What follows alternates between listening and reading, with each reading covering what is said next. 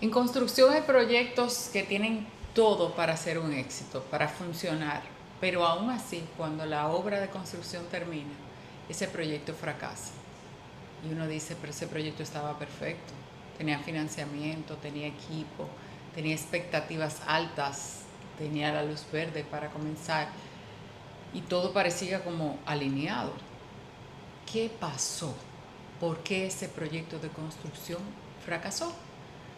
Había presión por empezar, estaba esta sensación de gozo, de que al final se iba a materializar algo importante. Y en algún punto del camino, durante la ejecución, con algo que no fue un error, con algo que no explotó de golpe, que no hubo una crisis puntual, se comenzó a desordenar.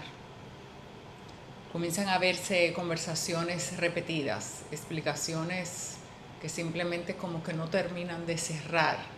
Y es súper difícil señalar cuál es ese momento exacto que causó ese fracaso.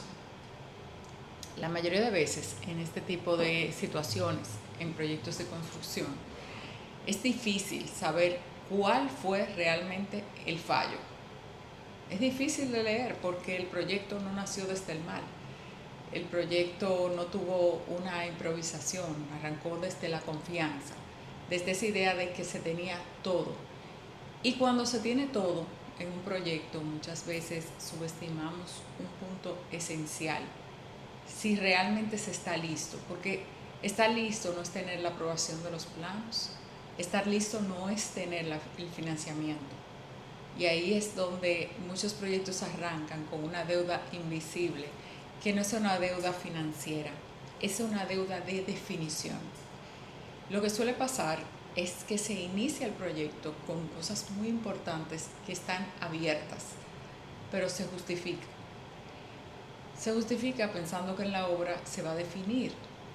Y en el sentido lógico quizás uno puede tranquilizarse, pero el problema es que la obra no piensa, la obra ejecuta. Y cuando algo en obra no se decidió antes, se va a convertir ya en algo físico, en algo contractual, que va a ser costoso cambiarlo. Y ahí en ese punto es que los proyectos comienzan a perder esa claridad. Y no es precisamente un error concreto cuando tú te das cuenta de que hay un fallo, de que hay un desorden. Es como una suma de pequeños ajustes. Una excepción que se hace por aquí, una decisión que se posterga una semana más.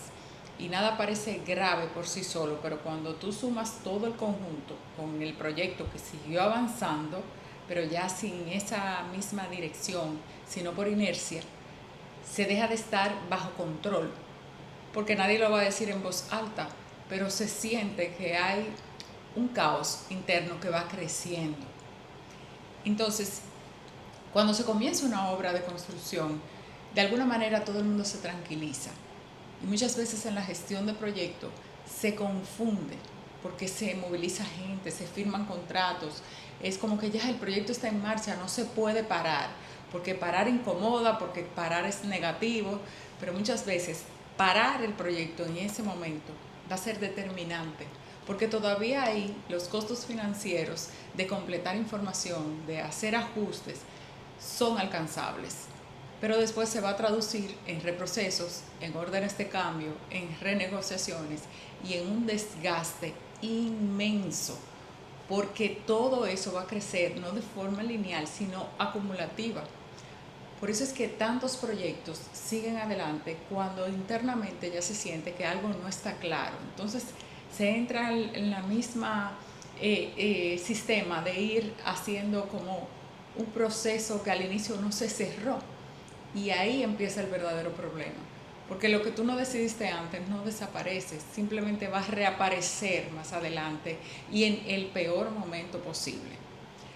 Al final, cuando terminas y alguien pregunta por qué ese proyecto fracasó, por qué esos números dieron de esa manera, por qué técnicamente tuvieron tantos errores, por qué la calidad decreció, pues simplemente toda la evaluación suele estar en que al inicio se inició con indefiniciones.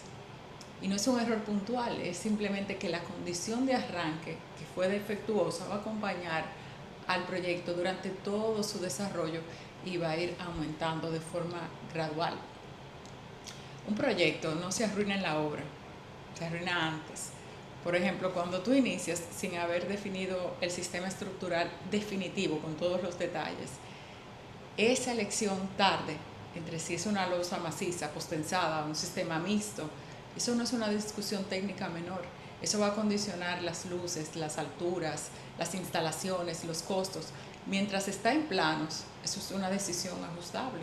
Pero una vez que se calcula, que se aprueba, que se ejecuta, cualquier cambio deja de ser de diseño y se convierte en un impacto económico y contractual.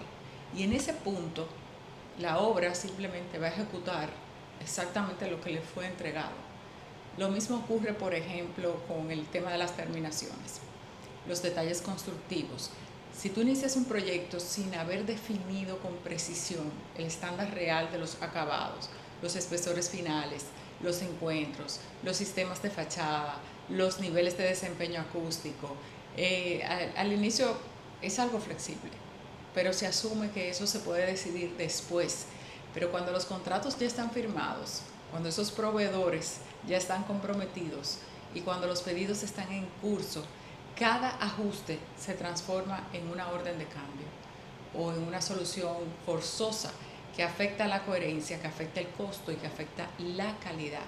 Entonces el proyecto no se descontrola porque alguien se equivocó, sino porque se ejecutó sin haber definido eso, que ya no es negociable.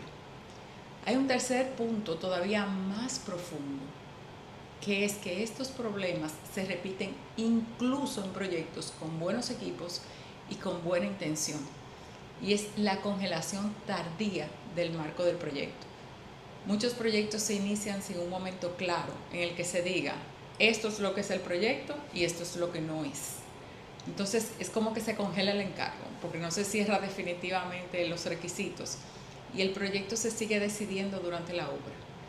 No porque haya una evolución natural, sino porque hubo indefinición. Entonces, cada ajuste que parece razonable va llevando a una pérdida de coherencia, a sobrecostos indirectos y a una sensación constante de que el proyecto nunca termina de definirse. Por eso, tantos proyectos que tenían todo para funcionar terminan siendo un problema, no porque fueran inviables, sino porque se iniciaron sin haber cerrado decisiones irreversibles de distinta naturaleza, estructurales, terminación, marco conceptual. Administrativamente estaban listos, sí.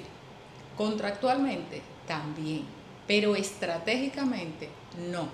Y esa diferencia no se nota en el arranque, se manifiesta después, cuando el proyecto exige más información, más explicación, más correcciones de las que debería. Este tipo de fracaso es mucho más difícil de reconocer porque no tiene un momento espectacular ni tampoco tiene un culpable claro. Pero cuando tú lo analizas a distancia, casi siempre te lleva al mismo origen. El proyecto empezó antes de haberse definido aquello que una vez iniciado no se podía dejar abierto.